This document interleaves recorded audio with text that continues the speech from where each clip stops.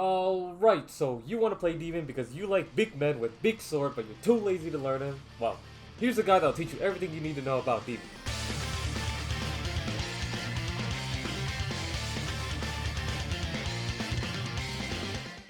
Alright, starting off with the normals, Demon only has one normal and the hitbox is larger than others as it's a sweep attack. The recovery time on a whiff is larger than the rest though, so don't whiff this ability. Alright, onto his abilities. His first ability is his fireballs. Upon use, the next 5 attacks of Demon become projectile attacks. The fireballs deal damage and each one landed will restore 1 energy. Leveling this ability to max will take psychs away from survivors depending where you hit them. So if you hit them on the legs, they'll lose their legs. Moving on, his lightning bolts. Upon cast, Demon releases a barrage of projectiles which does damage to hit survivors. Furthermore, survivors who are hit will be under a curse where if they were to use an item, they'll be punished. If the curse turns into a light blue snowflake effect, you'll be slowed. If it turns into a fiery red, you take damage over time. If it turns into electricity, you get paralyzed every couple of seconds.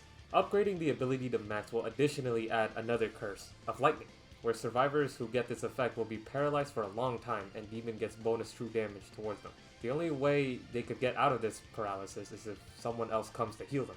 Onto his third ability, his enhancement. Upon pressing the ability, you could either then press left or right click. Pressing left click would give you a speed boost. Pressing right click would light your sword on fire and give bonus damage to normals while also stealing a bonus sight from attack survivors. Maxing this ability would unlock the lightning sword. Press and hold left click to bring out your projectile lightning sword. You will be slowed down while you're holding the sword until you throw it. Survivors directly hit by the sword will be under the paralysis effect. Survivors not directly hit by the sword will be slightly knocked away. Keep in mind that you can actually throw the sword below where a survivor is standing to knock them off of repairing an array. Lastly, his ultimate, the fire gates. Press R and left click to spawn waves of moving fire gates in front of you. These fire gates also move through walls. Those who are hit will be briefly stunned and take damage. Keep in mind survivors can go through the little holes to avoid getting hit. When leveled to max, you can only spawn 1 gate at a time, but get to choose where the next one spawns.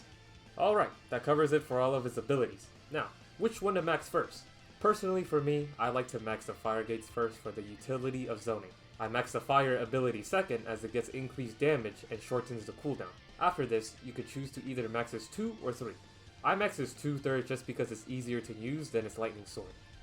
Alright, talking about his gameplay now. Demon is a pretty simple ghost to play but very energy hungry. Demon requires a lot of energy to constantly get his speed boost and keep up with survivors, so make sure to land a lot of your fireballs early. Most Demon players use their fire gates on survivor and if it hits, they just spam their fireballs on the stunned survivor to get damage and energy. Don't always just spam your speed seal. Only use it during chase or when you're trying to get to a certain place really quickly.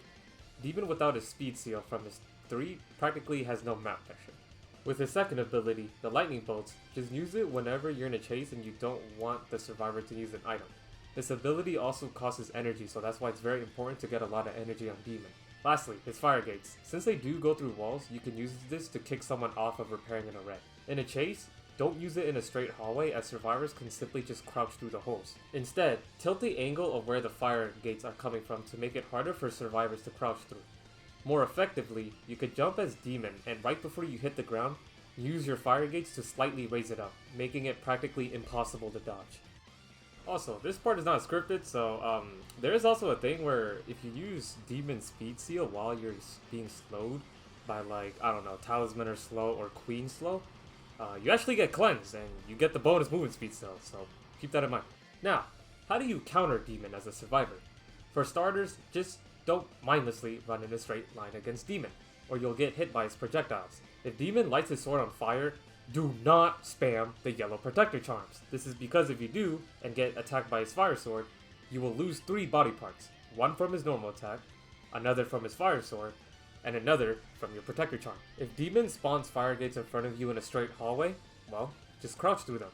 The problem arises if Demon tilts the angle of his fire gates or if he raises it up. If Demon does any of these, they'll be hard but you can still get around it.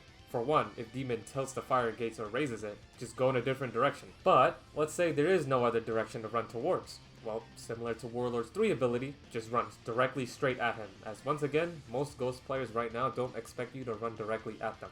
Another thing you can use is Protector Charms. Using a Protector Charm will block fire gates for a brief period of time, allowing you to walk right through them. Alright, that wraps it up for Demon Guide. Good luck.